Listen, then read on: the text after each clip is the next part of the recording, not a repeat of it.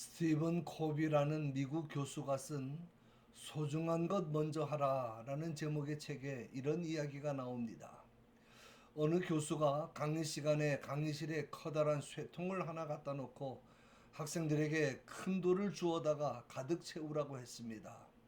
다 채우자 학생들에게 묻습니다. 더 이상 넣을 수 없겠느냐?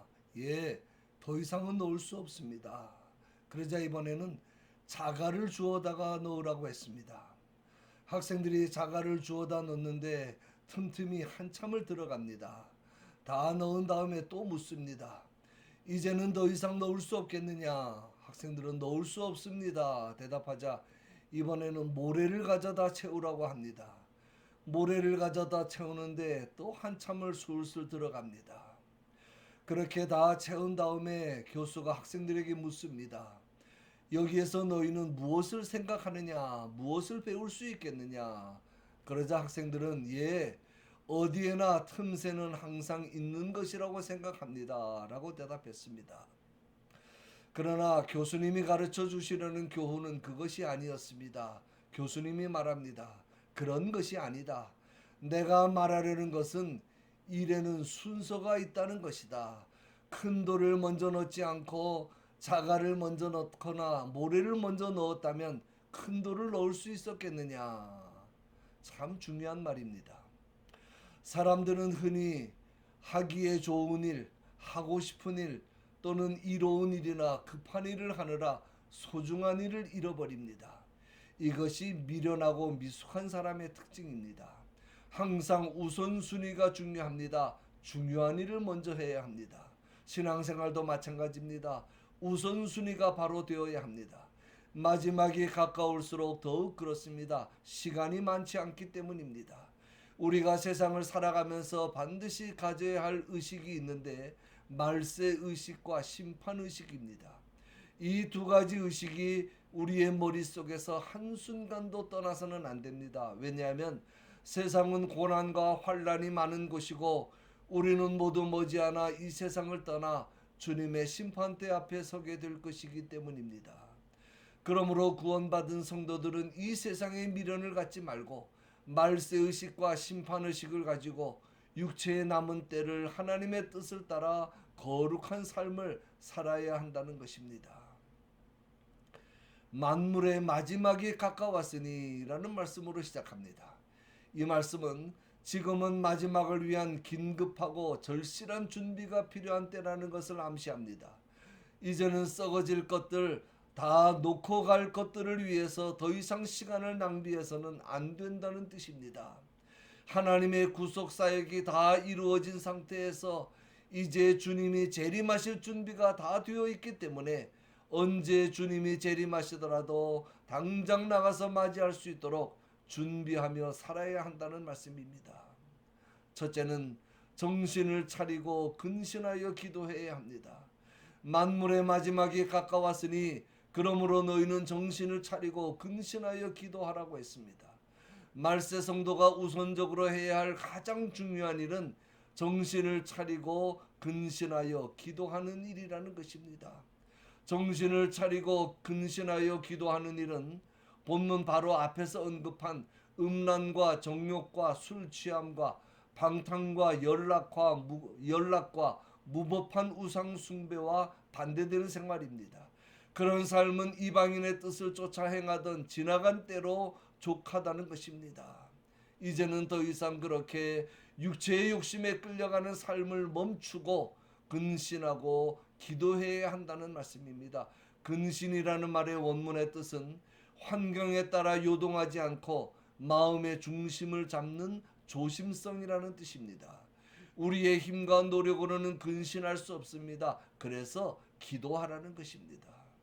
본문을 기록한 베드로는 기도할 시간에 기도하지 않고 있다가 실패한 대표적인 사람입니다.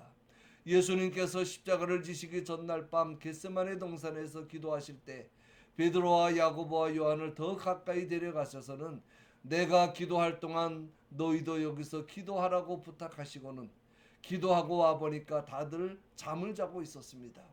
그래서 예수님께서 너희는 시험에 들지 않게 깨어 기도하라고 말씀하셨지만 예수님께서 기도하시는 동안에 또 잠을 잤습니다. 그러다 결국은 주님을 3번이나 부인하고 말았습니다. 이러한 뼈아픈 체험을 한 베드로였기에 여러 가지 시험과 환난이 많은 말세를 살아가는 오늘 우리에게도 정신을 차리고 근신하여 기도하라고 부탁하는 것입니다. 둘째는 열심히 서로 사랑해야 합니다. 무엇보다도 열심히 서로 사랑할지니 사랑은 허다한 죄를 덮느니라. 기도는 하나님께 대한 태도이고 사랑은 사람에 대한 태도입니다. 무엇보다도 라는 말이 중요합니다. 마지막 날이 가까울수록 성도들 상호간에 가장 중요하고 무엇보다 먼저 해야 할 일이 사랑이라는 말씀입니다. 말세에 나타날 큰 징조가 사랑이 식어지는 일이기 때문입니다. 사랑은 허다한 죄를 덮는다고 말씀합니다. 다른 사람의 죄와 허물이 보이지 않는 것입니다. 죄와 허물이 없어지는 것이 아닙니다. 그대로 있습니다. 그런데 사랑으로 덮었기 때문에 그 많은 죄와 허물이 하나도 보이지 않습니다. 다른 사람의 죄와 허물이 보이면 사랑하는 것이 아닙니다. 항상 내 마음이 문제고 내 눈이 문제입니다. 주님도 우리의 죄와 허물을 다 덮으셨습니다. 그러므로 내 죄와 허물을 다 덮으신 주님의 은혜와 사랑을 진정으로 깨달은 자라고 하면 다른 사람의 죄와 허물도 다 덮을 수밖에 없는 것입니다.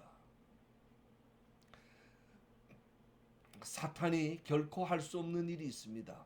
성경에 보면 사탄은 기적도 행할 수 있고 능력도 행할 수 있습니다. 사탄은 병도 고칩니다. 그러나 사탄이 결코 할 수 없는 일이 있는데 사랑하는 일입니다. 허물을 덮어주는 일입니다. 왜냐하면 요한계시록 12장 10절에 보면 사탄의 또 다른 이름이 형제를 참소하는 자이기 때문입니다. 우리는 원수의 허물까지도 끝까지 덮어줘야 합니다. 이것이 사랑입니다. 이것이 없이는 아무도 주님을 보지 못합니다.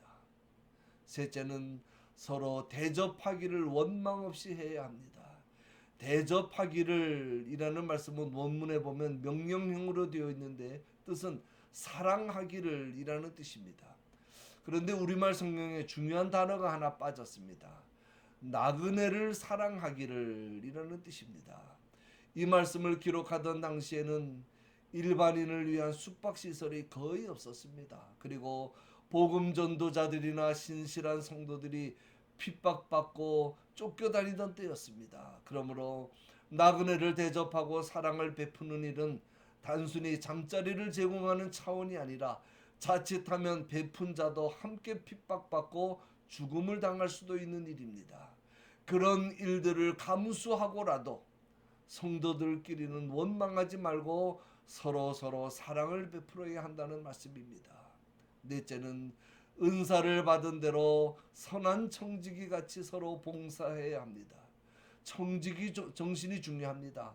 청지기는 내 것으로 베풀고 섬기는 것이 아닙니다. 모든 것이 다 주인이신 주님의 것입니다. 이러한 청지기 정신이 없이 봉사하면 봉사를 많이 하면 할수록 문제가 많이 생깁니다. 이런 사람은 일이 자기 생각대로 잘 안 되면 낙심하고 불평합니다. 그리고 좀 잘 되면 교만합니다.